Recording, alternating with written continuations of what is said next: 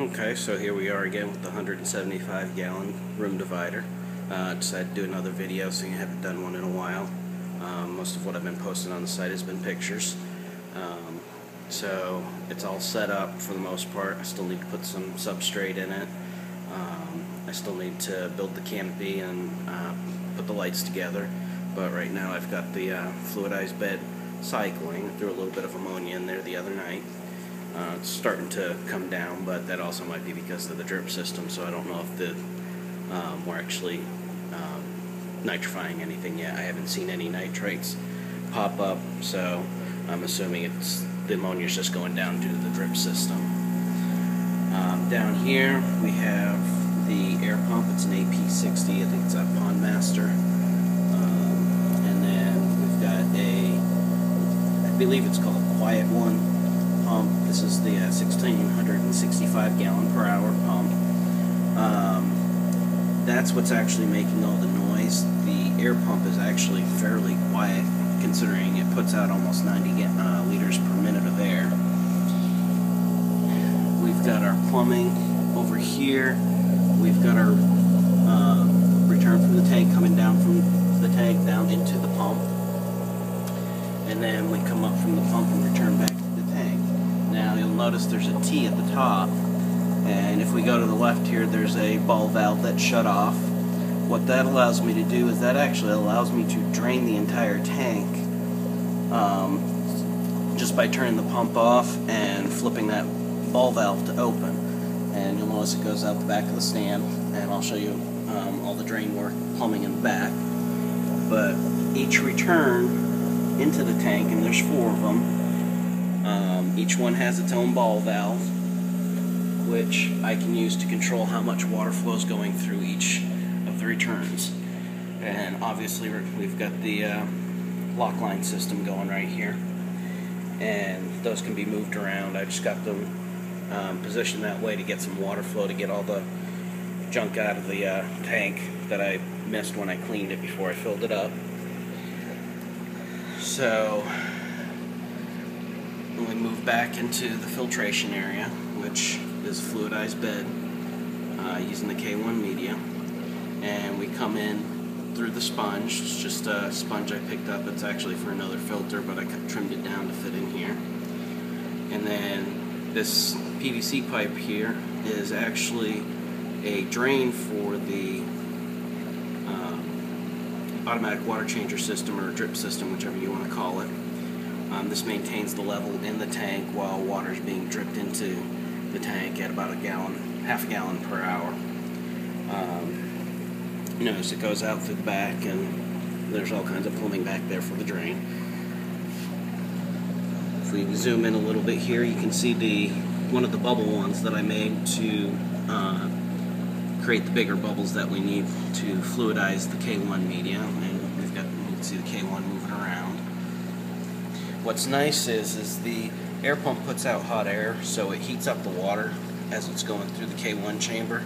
And if you notice, I'm maintaining about 78.4 degrees water temperature in the tank.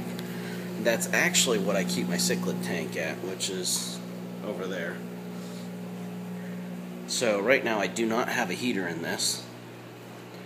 I'll probably still have to put one in there. Planning on going discus, and I think they typically run more into the high 80s, if I remember correctly. But on the other side of the tank, we have the return, or the pump, where it's going back to the pump.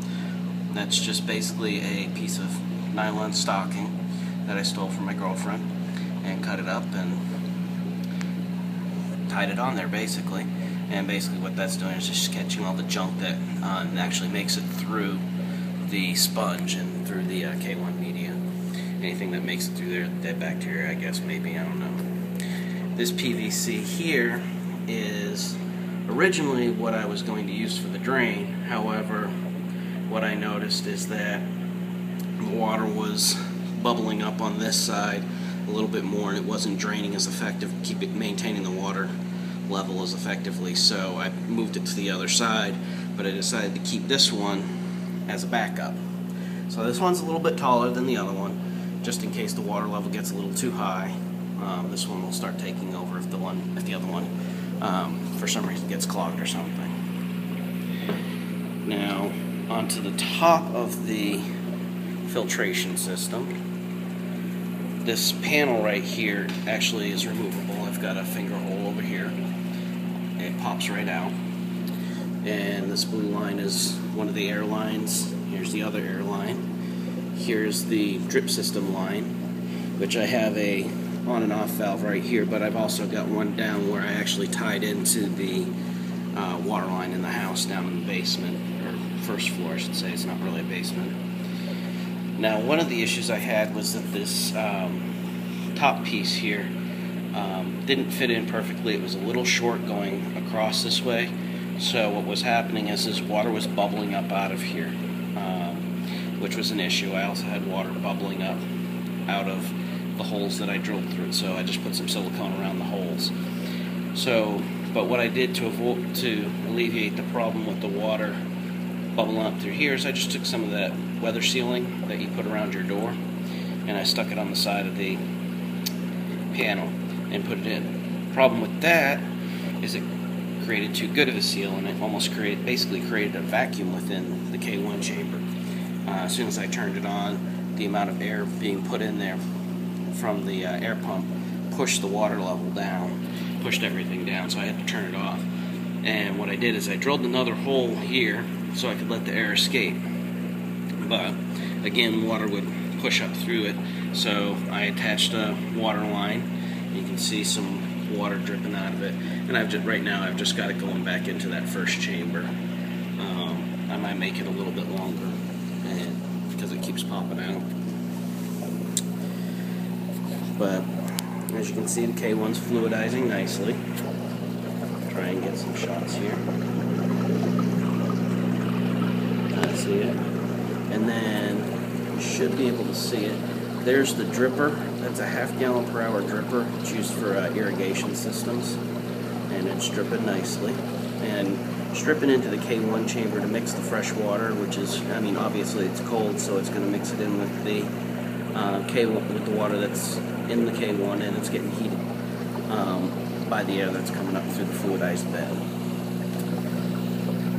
Now, we've got our plumbing here, so you've got the main drain over there, the backup drain here, and you can see the drain for the whole tank coming out of the back of the stand.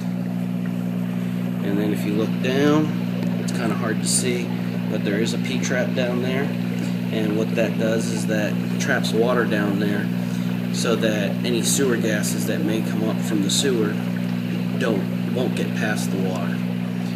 And up into the main tank and kill my fish, hopefully. So, sorry, I just put my finger in front of it. So, but that's basically it.